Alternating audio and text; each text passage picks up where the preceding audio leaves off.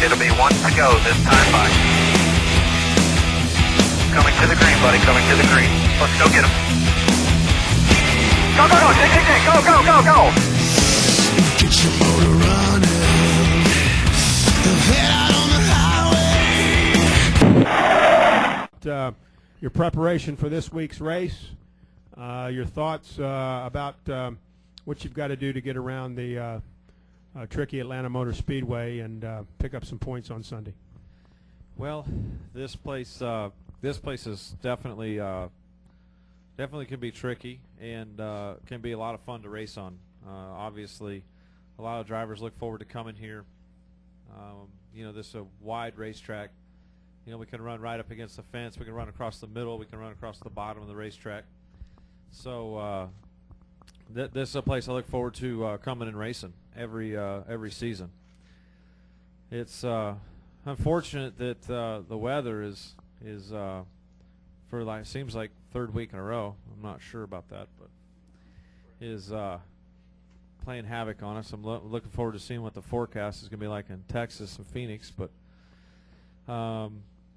you know, it is what it is, and we can't do a lot about it. But we look forward to getting on the track and getting some practice in the Turbo HD Ford Fusion. We think we have a great car. I met with Greg, and I sat in his office and talked about how we ran here in the spring, what we've learned since then, and looked at some of the data and came up with an idea how to start here.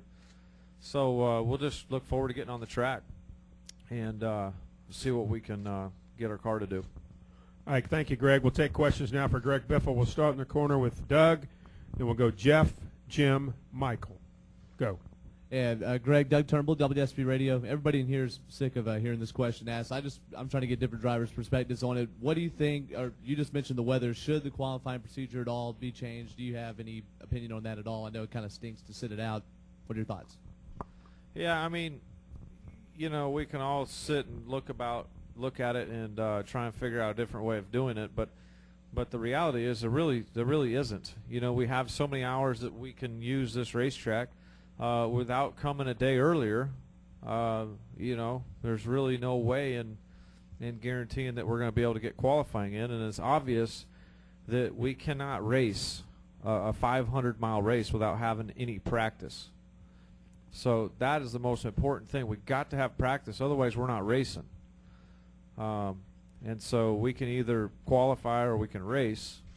And a lot of the fans and the TV come to see a 4-hour, 4.5-hour race and not where everybody's going to start on Sunday. So they're, you know, obviously they're both important, but there's nothing we can do about, you know, about the weather and qualifying. The thing that does stink about it is, you know, obviously Jimmy Johnson gets that first pit box, and you know, it's a distinct advantage on pit road to have that first pit box, and not saying he wouldn't qualify there, but somebody else might. But that's the only thing that I can see as a disadvantage. I don't care if I start second or 10th or 12th here. You know, I mean, Martinsville probably a bigger issue, but here I wouldn't say with how wide open this track is as much of an issue. All right, we'll go with Jeff, and we're going to go with Jim, Michael, and then David. Jeff Hood of the Atlanta Journal-Constitution. Greg, the winner of this race the past 3 years has gone on to win at Texas. Do you think we'll see history repeat itself, and do you think, again, that this race will be an indicator of who's going to run good for the rest of the chase? I think so, definitely. I mean, whoever runs good here is bound to run good, you know, next week and at Homestead. And I feel like, you know, we're gonna run good here.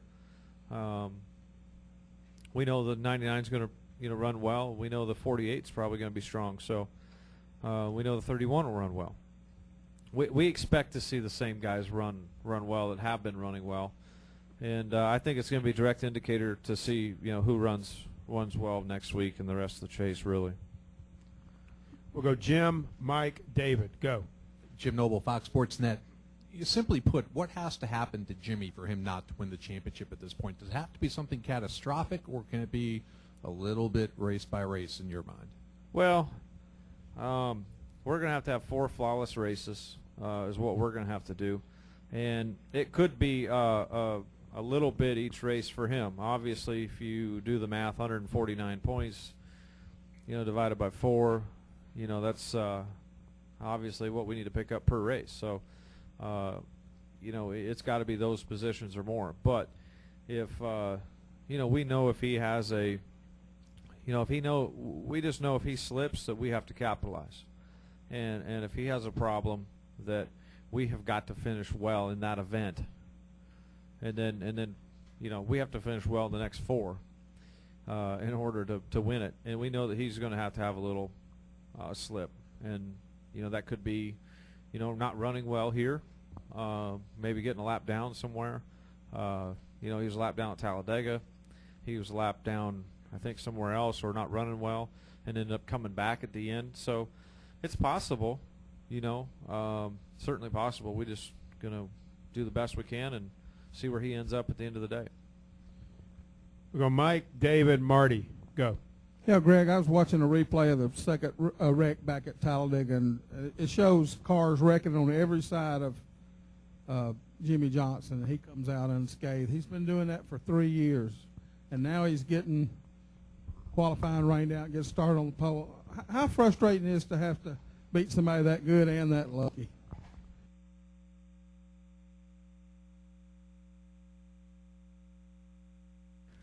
Yeah, you got to be good and lucky to in this sport to for the right things to happen.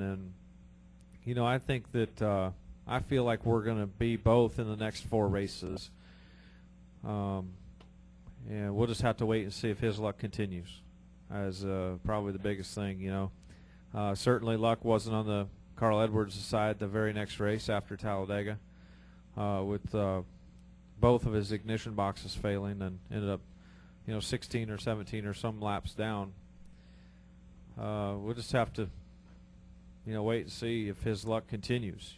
Certainly raining out qualifying is some advantage to him, but it's an advantage to all of us, because I could get a bad draw and not have a great lap and start 20th or 22nd.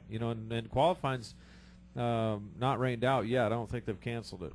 Not at all. So qualifying's not rained out yet, and they're dry on the racetrack, so it's perfectly possible we're talking about something that may not happen. I understand there's more weather coming, but let's wait and see. We go David, Marty, couple in the back, and then Bruce. Go.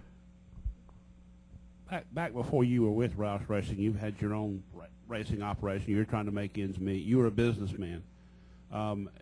Right about now, are you thinking you're lucky stars? I mean, I know things are tough all over, but for a driver like you to be in a position where you're with a team that's got every possible advantage to weather the storm that the sport's about to go through must be a good place. And I'm sure you have empathy with the guys that are looking for sponsors, looking for rides. There's a lot of stuff going on out there that makes it nice to be with a team that's solid, doesn't it?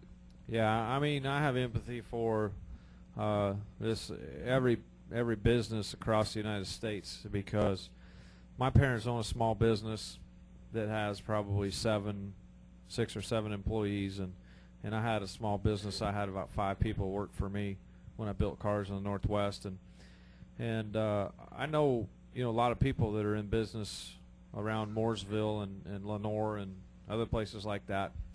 Excavating buddy of mine I just had lunch with the day before I came down here, met him at coffee shop and talked to him about it, and the same thing we're seeing on MSNBC, and we're hearing the candidates talk about, everybody's in the same position.